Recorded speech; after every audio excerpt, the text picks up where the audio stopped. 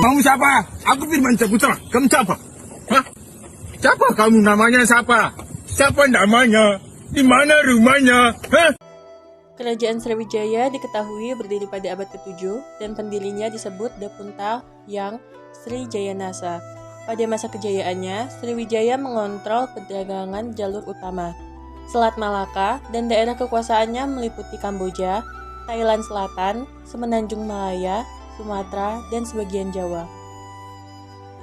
Letak pasti kerajaan ini masih banyak diperdebatkan. Namun, pendapat yang cukup populer adalah yang dikemukakan oleh G. Kudes pada 1918 bahwa pusat Sriwijaya ada di Palembang.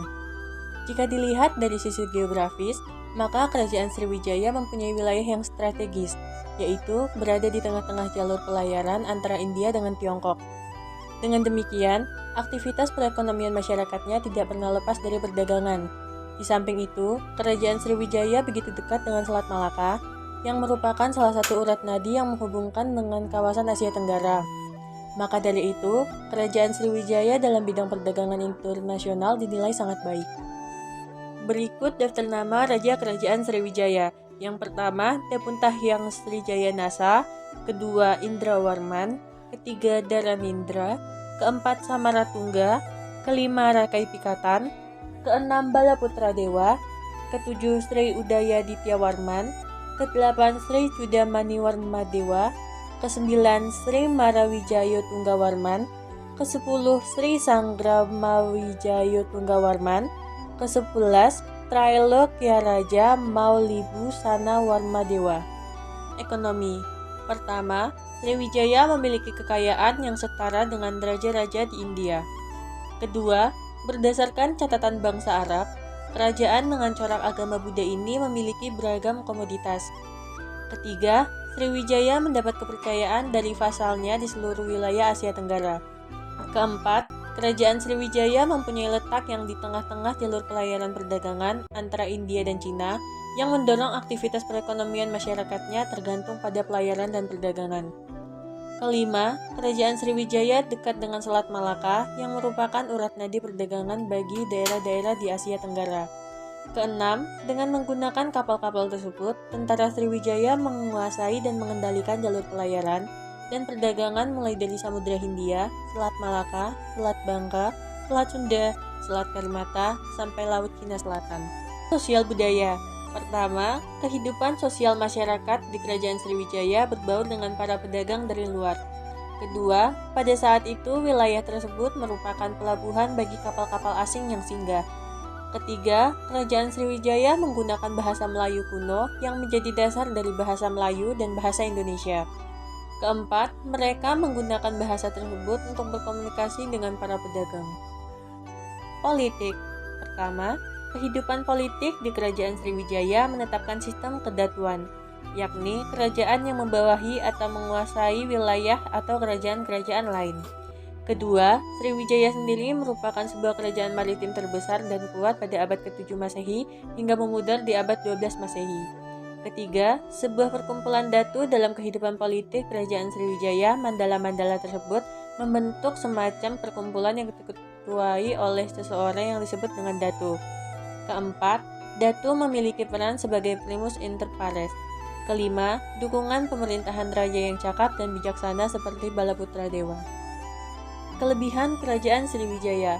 Pertama, memiliki letak strategis yaitu di tengah jalur pelayaran perdagangan antara India dan Cina, sehingga mampu menguasai lalu lintas pelayaran dan perdagangan. Kedua, berdekatan dengan Selat Malaka yang merupakan urat nadi penghubung dengan Asia Tenggara. Ketiga, menjadi kerajaan maritim internasional dengan kegiatan utamanya perniagaan. Keempat, berkat perdagangan internasional di Asia Tenggara, Sriwijaya menjadi sangat kaya dan berkuasa. Armada laut Sriwijaya sangat kuat. Kelemahan Kerajaan Sriwijaya. Pertama, karena wilayah kekuasaannya yang berjauhan, Sriwijaya kesulitan memantau kedatangan musuh. Kedua, Kerajaan Sriwijaya sering diserang oleh Kerajaan Kolamanda. Ketiga, banyak kerajaan taklukan Sriwijaya memisahkan diri seperti Kerajaan Pahang, Sunda, Jambi, Kelantan, dan Nigor. 4. Sriwijaya terdesak oleh perkembangan kerajaan di Thailand yang memperluas pengaruhnya di kawasan Semenanjung Malaya. Kelima, Mundurnya sektor ekonomi dan perdagangan karena beberapa pelabuhan penting melepaskan diri dari Sriwijaya. Sumber sejarah. 1. Prasasti Ketukan Bukit. Prasasti tertua dari Sriwijaya yang didapatkan. Berisi perjalanan suci untuk mendapatkan Sidayatra dengan menaiki perahu berangkat dari Minangkabau. Prasasti ini menunjukkan bahwa kerajaan Sriwijaya telah maju pada pelayaran pada masa itu. 2. Prasasti Nalanda. Prasasti ini menceritakan tentang Raja Devapaledeva dari Kerajaan Pala di India yang mengabulkan permintaan Sri Maharaja dari Swarnadiva atau Sriwijaya untuk membangun sebuah biara Buddha di Nalanda. Menjadi bukti bahwa Kerajaan Sriwijaya telah berlayar menyeberangi samudra dan menjalin hubungan internasional dengan India. 3. Naskah dari Cina abad ke-7 dan 8 banyak menyebutkan sebuah kerajaan di Namhan, Laut Selatan, yang bernama Sihliposhi. George Curius pada tahun 1918 dalam bukunya Le Royaume de Sriwijaya berhasil mengidentifikasi bahwa Sihliposhi dengan nama Kerajaan Sriwijaya. 4. Prasasti Leiden. Prasasti ini menjadi bukti tentang keberadaan Kerajaan Sriwijaya sebagai kerajaan maritim dan telah menjalin hubungan internasional dengan kerajaan lain. 5. Prasasti Kota Kapur. Prasasti ini ditemukan di Pulau Bangka bagian barat oleh J.K. van der Molen pada 1892 dan menjadi petunjuk awal tentang keberadaan Sriwijaya sebagai sebuah kerajaan maritim. 6. Prasasti Talang Tulo. Prasasti ini adalah prasasti peninggalan Kerajaan Sriwijaya yang menjelaskan tentang perkembangan agama Buddha di Sriwijaya, dijelaskan ketaatan Raja Tapunta yang Srijaya Nasa dalam menjalankan ajaran Buddha sekaligus sebagai simbol wakil dewa di dunia.